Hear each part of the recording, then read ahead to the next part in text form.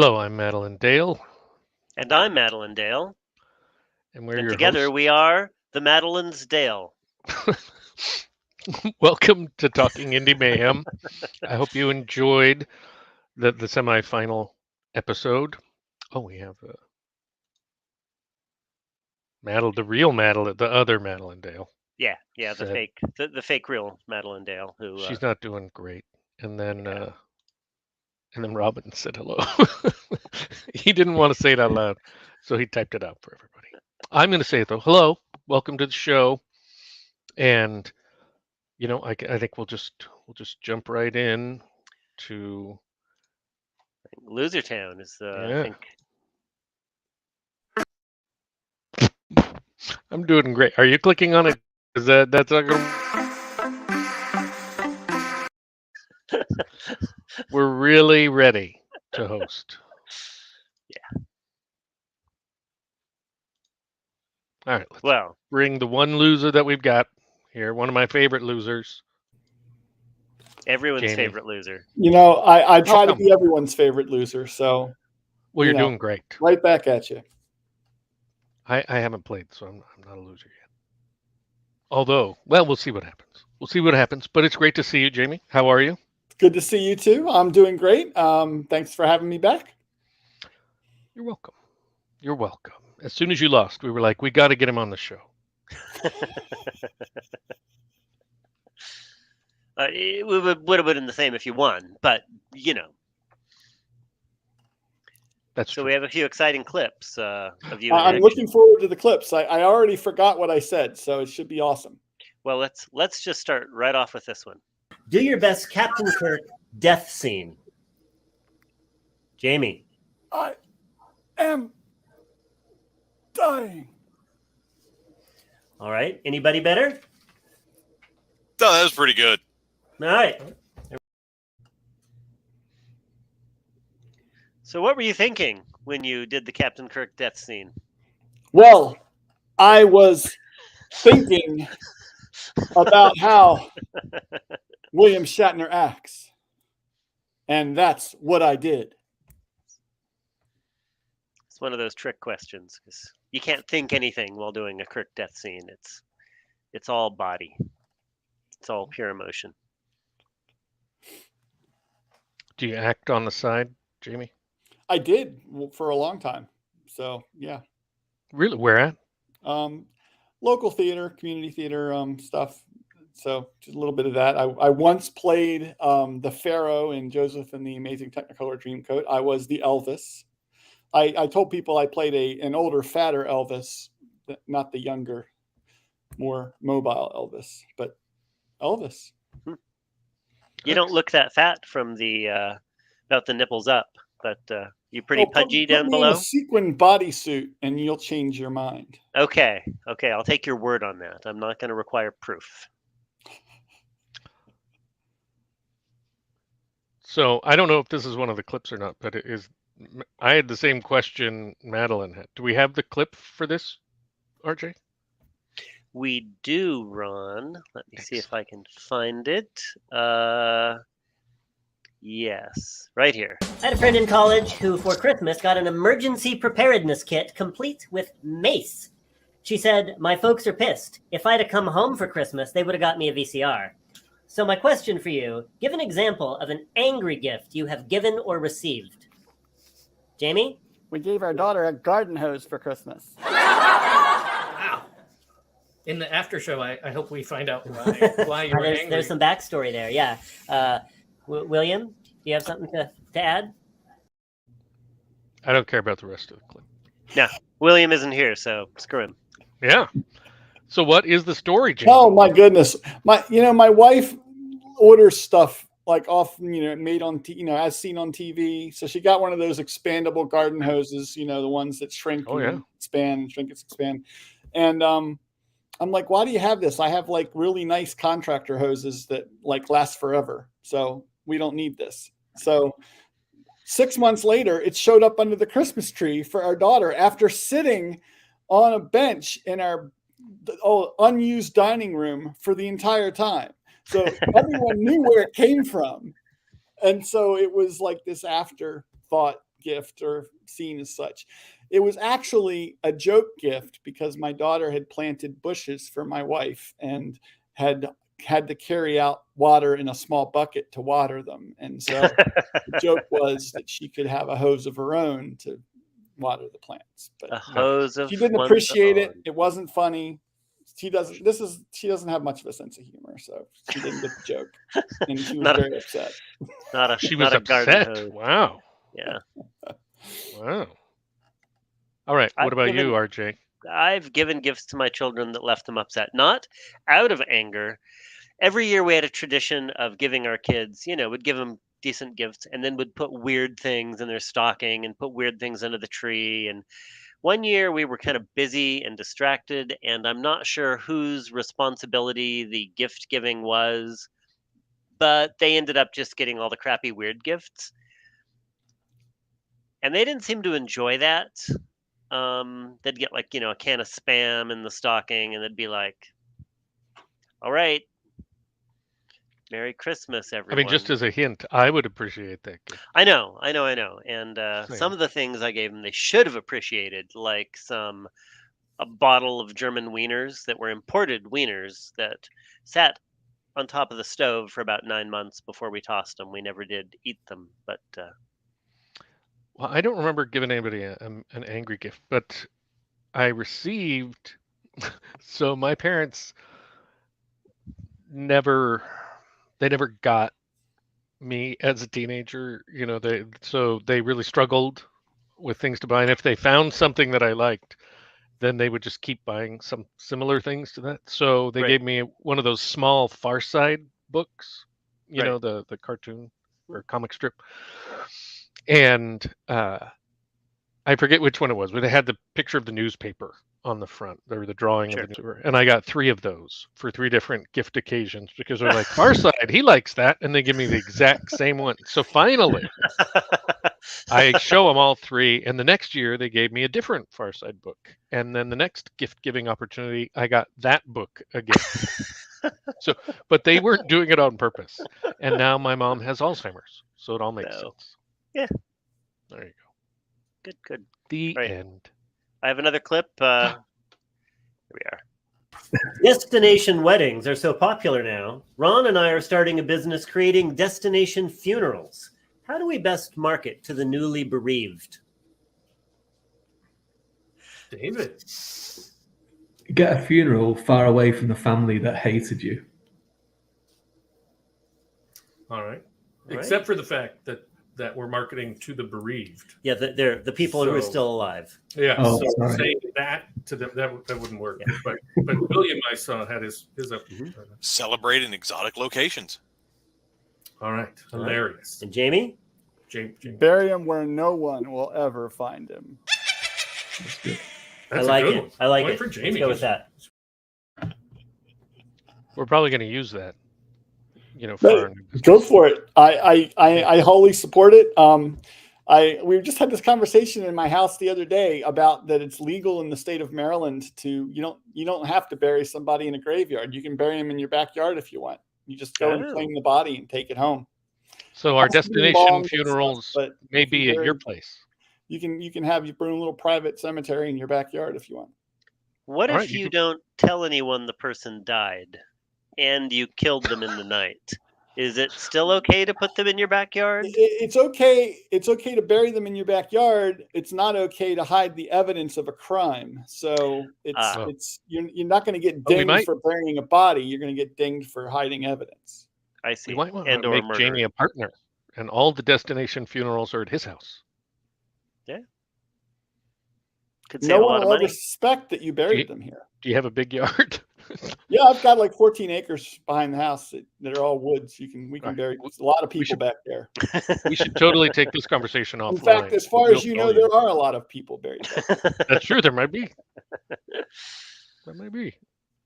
Good. I've got one more here that might be good for Jamie. Okay. It says all. So, are you part of all? Do you consider yourself? I am an all sometimes. All right. Ron and I are working on a whack-a-mole type carnival game, but with nuns instead of moles. What slogan should we use for the marketing? William? None but the best. Jamie? Black and white and red all over. Oh, I like that. I like that. David, you got anything? No, that's good. I like that. Point for Jamie. All right, for definitely. We might need to hire Jamie for all our marketing. Yeah, I think so. I think those are some solid ideas. Well, Jamie, what Wait. What about this one? RJ and I, well, this is a very similar question. Apparently, we have the same thing on our minds. RJ and I are also writing a series of humorous contemporary romance novels with plenty of jokes and graphic, sometimes unpleasantly so, sexual acts. What should the series be called? Caressing the alien genitalia. Jamie? I got an RJ at lunch today. Right there. I mean, that I think I'm going to remember that for always. Yeah. And the best part is I didn't get that joke until I was editing it later. In fact, until today, I'm cutting out clips. I'm like, oh, I get it. My name, it's like the other thing. Yeah. We're trying to start a new thing. You know, there's such a thing as an RJ. Oh, yeah. And, I feel like it's going to start showing up in all my books. Yeah. I may have to All go right. back to the current books I have published and put out a new edition. And just slip that in. Subtly. Well, that's actually part of it. You know, an RJ slipping it in. So. Ugh, nice. Good. All right. Is there anything else you want to do before we get rid of Jamie? I don't know. I don't feel like we've taunted him enough, but I don't know. I don't got anything else. It was a pleasure. What about this one? Which celebrity do you see and think, I could do better than that? Oh, David? I could have been so topical then from today, but I'm not going to go there just in case. I think ex-President Trump, I mean, who could not do better than him? Yeah, fair enough. I like that. I'll give him a point. Was that for everybody? Well, yes. Jamie and William, what do you got? I will up my game and just say Tom Hanks. Wow. I could see him as Tom Hanks. All right, so I was confused. You look at Tom Hanks and you think I could do a better job than he does. I was trying to it was a Hail Mary. I got nothing. I can't be Tom Hanks. Nobody can be Tom Hanks. He's the quintessential actor of our age. He is the Tom Hanksiest. He's the Tom Hanksiest of our age. He's a treasure.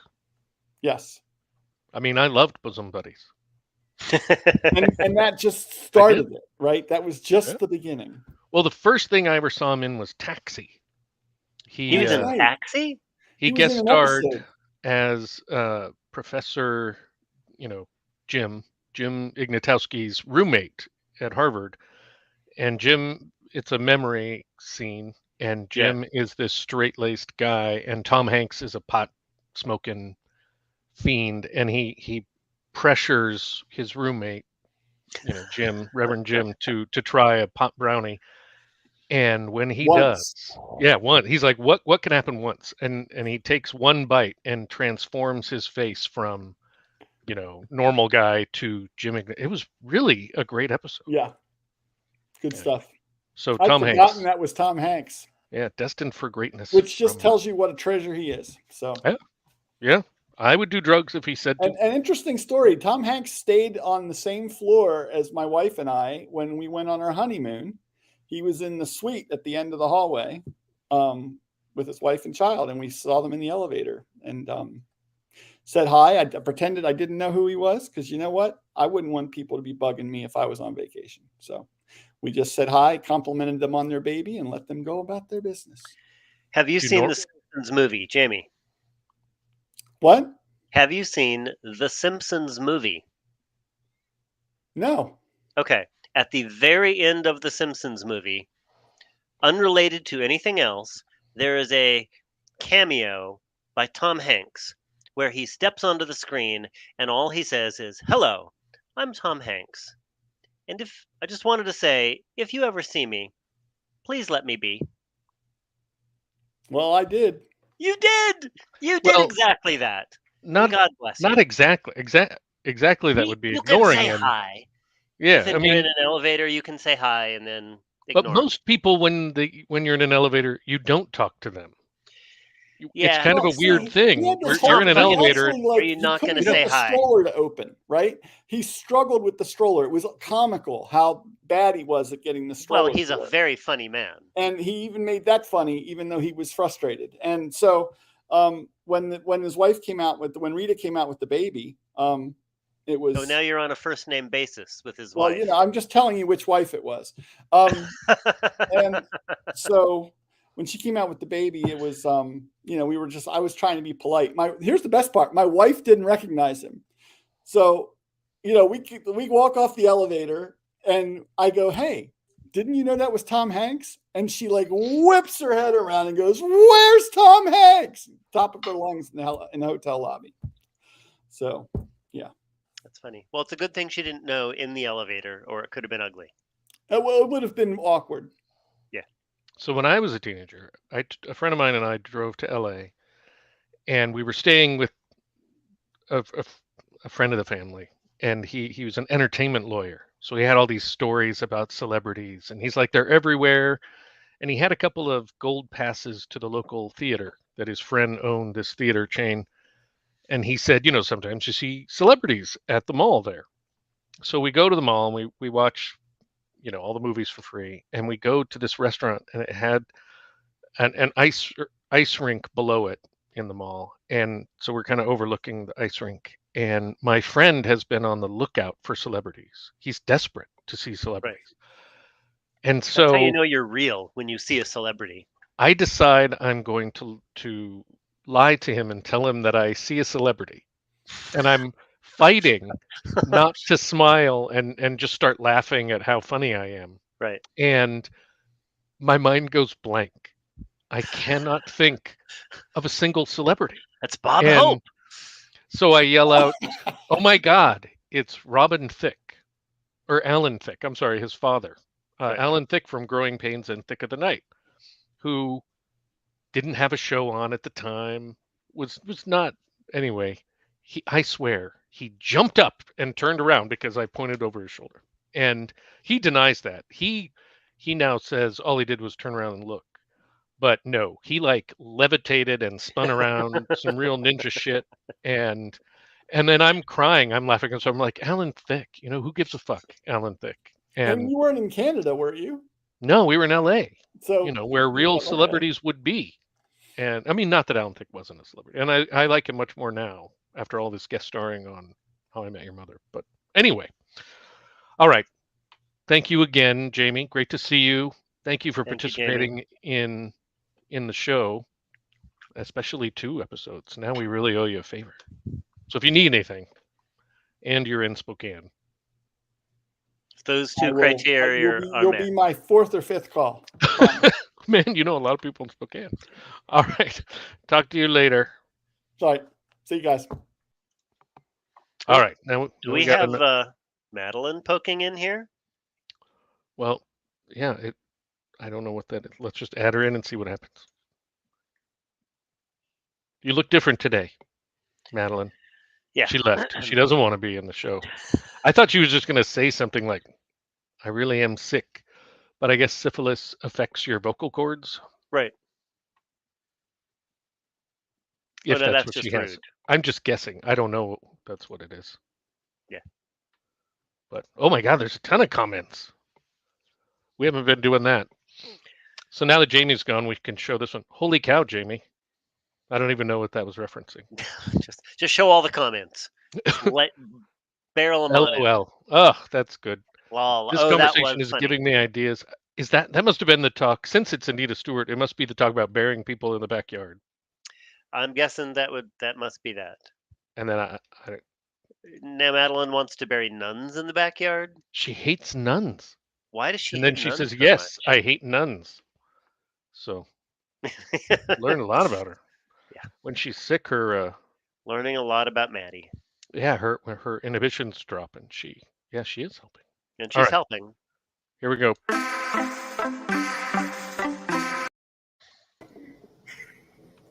David Well, Green, hello, welcome. David. Oh, that was very brief. You look so much more attractive now that you're a winner. Yes. Thank you. I feel more attractive. Yeah, maybe now you start taking or making an effort about your appearance and stuff. No, I wore my round glasses today. That's the only thing I'm going to do. I have no stories about Tom Hanks as well. So I'm sorry to say. Apart from that, I was shocked when he said he could do a better job than Tom Hanks because I thought that's frankly outrageous. It was. I was furious. Yeah. But I assume you have a bunch of stories about Bono and Sinead O'Connor. You know, No. I mean, the country is so small. Don't you see them every day? Well, no. Except when they're on tour. You see, the thing is, if you're Irish and you become famous, you leave Ireland immediately. That's just That's Yeah. right. Kind of like Spokane in that regard. Yeah, because they don't want to pay tax, so they just leave. That's what. Yeah, they do. same thing with Spokane. That's why they leave. Yeah, that's what I'm gonna do if I ever become famous. So straight away, the very next day, I'm gone. Get the hell out of there. Are you going to take your wife? You're quite obsessed with my marital status, actually. Well, he's still just surprised that you're married. Yeah, you're so anti-marriage. I find it revealing. I'm not anti-marriage. I'm just realistic, I suppose. You said you were anti-marriage on one of the shows. Well, I wanted a point from you. I know that if you talk anything about divorce or anything like that, you love it. That's true. Oh, next. Congratulations. Welcome to America. Are you coming to America next year? Apparently so. Just like Eddie Murphy. Right. Mm-hmm. And he's coming to America again, I hear, or did last year or next year. I don't really keep up on these. Yeah, I think he came and went straight to streaming, I believe. Well, it was made by Netflix, so was it? Yes, it was. Well, it did go straight to streaming, but it wasn't bad. He made a ton of money. Let's look at a clip. You may have run across this situation in your own life, but you buy a trunk at a garage sale in which you find J.D. Salinger's lost masterpiece and a human head in a jar. What do you do next? David. I asked the human head if it's read the masterpiece, and if it hasn't, I take the masterpiece and I change the name J.D. Salinger to David Green, and I make loads of money. There's a lot to unpack here. Yes. Can you say J.D. Salinger's name? That was my question. I think one of the things that might clear up a lot about this answer that I gave was that I do these very, very early in the morning, and I'm quite half asleep by the time I'm doing it, or drunk, or both of them. So is it technically early in the morning or late at night for you? Have you slept recently? I have not slept since yesterday. Then it's late at night. Yeah. And early in the morning. So have you read Catcher in the Rye? No, it's God, yeah, I would not be sleeping again. No, I'm aware of it, but I've never read it. It was not it wasn't required reading in England when I was doing English and stuff like that. It was other things we had to read. Yeah. All you need to remember is that people are phonies. Right. Yes. You read it though, Robin. Yeah, that was my only takeaway. And she kept her kings in the back row. Did you like it? Maybe. Yeah, I'm gonna go with well enough. Yeah. I mean, as a stupid kid, I liked it. Yeah. I'm not putting it in my Kindle rotation. But all right. What about you, Robin? You got a clip? Oh yeah. Yeah, I got another clip that would be this one. Adultery gets a lot of bad press. What's a good example of when adultery saved the day? David? God and Mary, obviously, because Jesus wouldn't have been born, you heathen. Oh, yeah. You can't get bigger than that. Yeah, I'll give him a point. He does write blasphemous books. Yeah. It's true. But that is also a fact. It's good. No, I'm not disagreeing with you. Just saying. So what would you say the most blasphemous part of the book I read was? What was it? What's it called again? Why don't you, the one I read that just the three things. It's called the Devil Walks in Blood. The Devil Walks in Blood. Which is a bit of I twist that title around and use it in a way that probably most people aren't expecting, and point it at yes. There's quite a few blasphemous things in that book, but someone once said that I treat it all in quite like a bit cheeky, so it's not to be taken seriously very much. But then I also say that the devil is quite a nice guy, so I don't know. I see. So do you think God will be like, oh, he's being cheeky, so I won't torment him for eternity? He was kidding. I'll let that pass. I'd say he might have read it and been like, I was mildly amused by it all. Okay. And I'll let him off, hopefully. You're not too worried that the being that created the universe and time and space will be emotionally upset by the words you put down in your Google Doc? You really ruined his day. I think he'll be more upset that I use Google Doc to write it, I think, than anything else. Right. Well, I read it, and never once while I was reading it did I think that's blasphemous. Good. I just thought, wow, this is really good. Excellent. I thought it was great. You did a good job. Ron is my dad. He's my dad. I don't know if anyone knew that. Then I really do hope you get famous and rich. Thanks. Well, it's because I owe you lots of money as well, so that'd be wonderful. But no, I was very impressed with your book, and I am excited to read more stuff as soon as I can figure out how. As soon as I can manage it. But in the pre-show, Ron was mentioning he's having some Kindle difficulties. So I am. He's an old guy. He's going to have his daughter help him work out how the computer works. But Right. Oh no! What good? Just play the clip, Madilynn. I don't know what one it is. I got another clip to play. Shall I? Okay, somebody play a clip. David? Can you say it again? Sesquipedalia. That was the joke. I'd give him a point for that. Yeah. No. William? Good. Sasquatch pedophilia? Nope. Means somebody uses big words. But I like the Sasquatch pedophilia morally. Because it sounds like the Sasquatch would be performing pedophilia, and you're a fan of that. Oh. We'll edit that part out. Moving on. How many of your fans have offered to have sex with you? David? Just wrong. Okay. Yeah. I'll give up. All right. She's got a good memory. Right. That did make sense with her comment,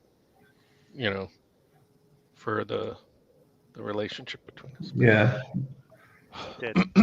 We best clear up that you're not actually my dad after that clip, though, because that's true. Because both of those being true, that I was your father and that I offered to have sex with you, would be creepy. Right.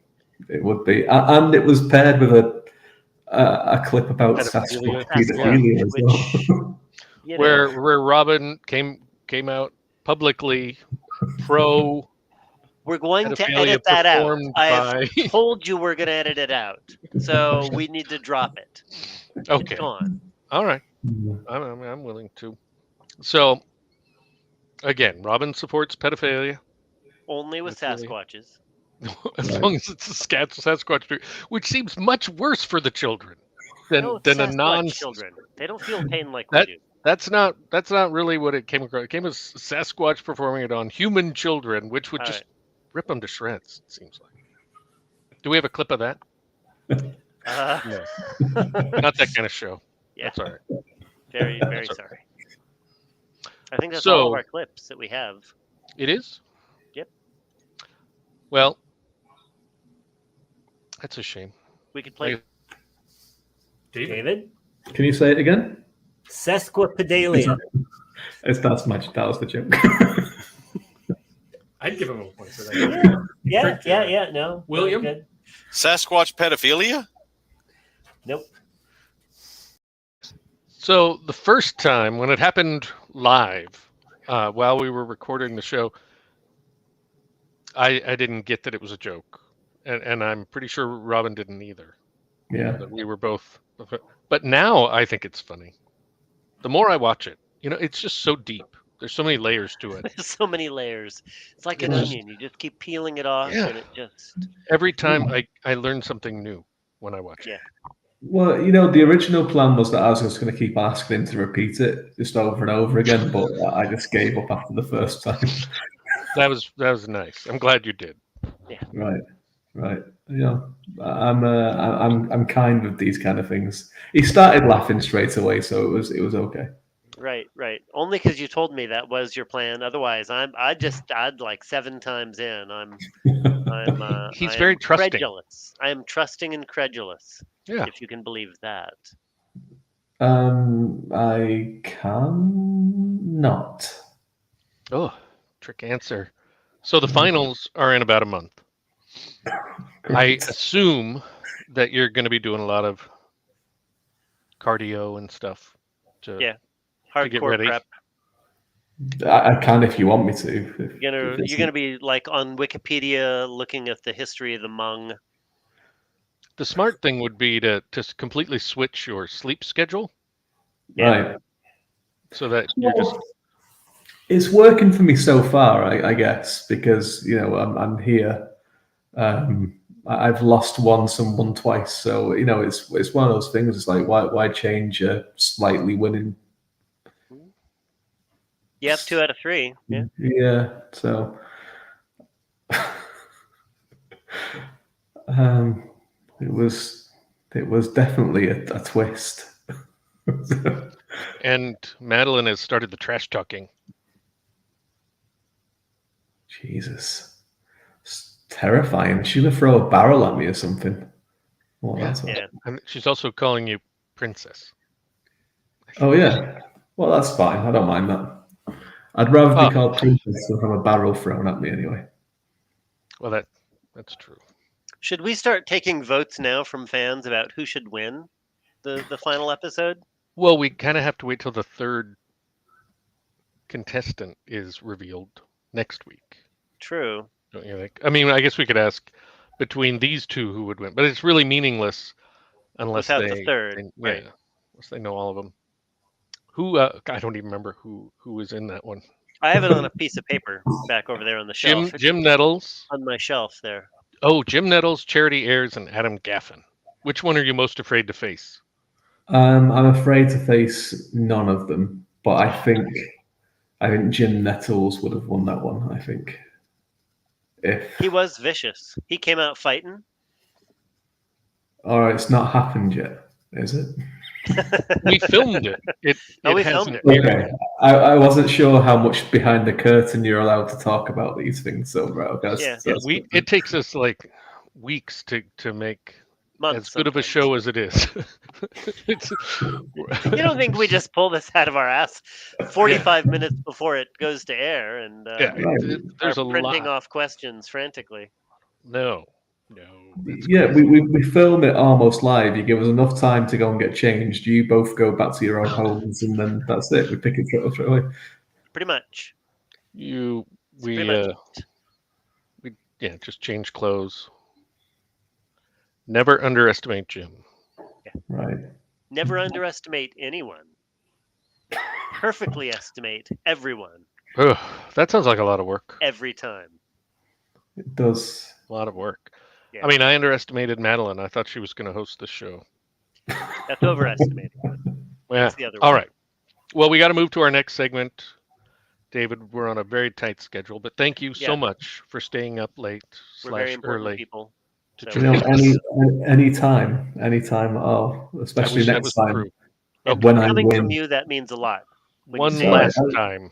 I'll be back. I'll be back here again when I win in the final, especially if I'm up against Madilynn Dale and TBC. Exactly. All right. TBA. Well, good night, morning. Except in Ireland. I'm sick. Well, thank you, Madilynn. It's good you told us. I agree. You are sick. I've read some you of are your work. sick. Demented. All right. Hold on. What's our next segment, Ron?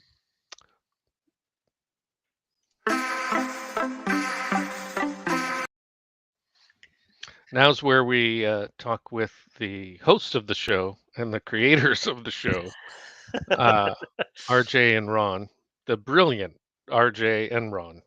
And by that I meant brilliant RJ and Ron. And Ron. Yeah. Yeah, I wasn't going to say anything, but... No, you're too nice. Yeah, I am too nice. I have a new hat I've brought out for this episode. It's a bag of trail mix. Nice. That's apparently the fan favorite about me is my hats, and so I'm trying to up the game here. That's nice. That's nice. That's all I've Joe prepared for the segment. Joe Compton, the founder of the Go Indie Now Network, has asked what our thoughts are on this show that we're currently presenting. Oh, so maybe it's Maddie. It's somebody. Oh. Somebody in the Go Indie Now control room is asking us what our thoughts are on the show in progress. Yeah, thoughts on, well, I think on the episode, the episode that we just watched. Okay. And I have a thought on this show. Can I express my thought on this show? Sure. I am so grateful that as I was practicing this earlier, I thought better of saying, I'm going to put a bag of nuts on my head. Oh, see, I'm sad you didn't say that. I'm glad I didn't say it. But Anita does like the hat. Stylish and edible. Like all hats will be. Yes. I will say, speaking about today's episode, definitely still obviously holding the contestants to a higher standard in terms of their answers than the first round. We got some trash talk. Ouch. And the contestants seem to be having some trouble with that. The not getting the easy points, I would say. I mean, what do you think, Archie? Yeah. I think they were used to me, especially me. I was more guilty. I'd be like, well, that has the shape of an answer. I'll give you a point. And Ron's like, it's not technically funny, which was the requirement that we made of them. Oh, nice. But yeah, we're definitely, well, and before, as long as they said anything, they got a point. And now we're like, you have to actually answer the question, or be funny, one or the other. Yeah, or both would be even bestest. And then the mystery Go Indie Now person also wants to know what we're going to change going into the finals. I am going to add even more to my ensemble. For the semis, I wear a vest as well as a sports coat, and there will be more clothes for the finals, making it even more formal and fancy. I might put on a suit because I've been told my eldest son is getting married this summer, and I need to get a new suit for that. And you think it might be the day we're filming the finals? Well, no. I'm just saying I might have a suit because I only ever had the suit that I wore on the first episode, and a black suit that is in my closet, I think, but I have 3 boys, so it could be one of theirs, and whenever I put it on, it doesn't seem to fit. So I need to get a new suit, and maybe I'll wear a new suit for the final. Nice. And it could be that exciting. And also, I might start working on the questions 2 days in advance. Nice. No, I will not be wearing a hat for the final. I will be wearing a hat for the. But I have some hats that you could borrow if your head is small. I have many hats. But you don't want to but wear one, even with that hair. No. I'm gonna wear hats for another episode, but not for the finals. And I may wear one of my tuxedos. That would really take it up. And I do own a bunch of bow ties, both the the phony ones that you just hook. I have a couple of those in Mariners colors.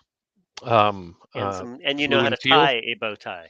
Yeah, but most of my bow ties are you tie them. Yeah, I can tie a bow tie, but I always have to cut it off after, so I don't think I'm doing it right. No, I don't think you're doing it right either. Because once you did that, it would not tie right. People get pissed when I give them back. But yeah, I am excited for the final. I do hope we get good questions, and I have to say, with the people who've won twice, I expect we will. I mean, they've been through the crucible of the semifinals where we judged them harshly on their participation, especially me. Their parents. True. And so, yeah, and I do hope in the finals that the contestants might dress up a little, because they sure didn't for the semifinals. Or any other which I show, noticed. but or occasionally some of our guests have dressed up, and we want to honor and acknowledge them, not by name, because that would take too much time. Too much precious, and as far as I'm concerned, time. They didn't dress up enough. Everybody should. It should be like flying in the 50s and 60s. Oh, that's true. That is true. I forgot. There was one person who dressed up enough. What was his name? That was a spoiler. Well, I'm not going to say. The episode hasn't aired yet. Oh, that's right. So, but I want the show to be like flying in the 60s, where people dress up to appear on the show. Right. But I don't know who keeps putting it back up. I assume it's Maddie, because I take it down every time she puts it up. Too sick to host, are we? She Not has too sick to keep putting up emojis. Or she's telling us that she's crying. She's so sick. Yeah. It's hard to say. But all right. Well, I think that's on that note. Should we get out of here? Yeah, you should say the line. Oh, wait! I have fabulous news. Oh. My middle son was laid off today. I've been proudly saying for the last 6 months that my son is a data scientist at a cryptocurrency hedge fund, his first job. Oh, man. And today he's laid off because crypto, what the fuck is that anyway? It's fallen off a cliff, and yeah. But on the bright side, all of his investments in crypto also went off a cliff at the same time. So he'll be living in our basement for a while. See, when you said that it was good news that he got laid off, my thought was, but he's at home right now, so he'll be there all the time. That's not good news. But I forgot. You like your kids. He's mostly good company. Yeah, we like the boy. We have to have a discussion about doing more dishes. Mowing the lawn. Mowing the lawn. He did mow part of the lawn recently. So, yeah. All right, on that note now. Well, wait a second. Okay. It's so late, and then you stuck around. Say goodbye to the real people. I'm too polite to leave. I just wanted to say thank you. Thank you for sticking around. You're welcome. Yeah. You're a hero. All right. I know. Yes, I am. All right. So say the line, and then I'll start the. It's always time to go indie now. That one? Boom. Yeah. Boom.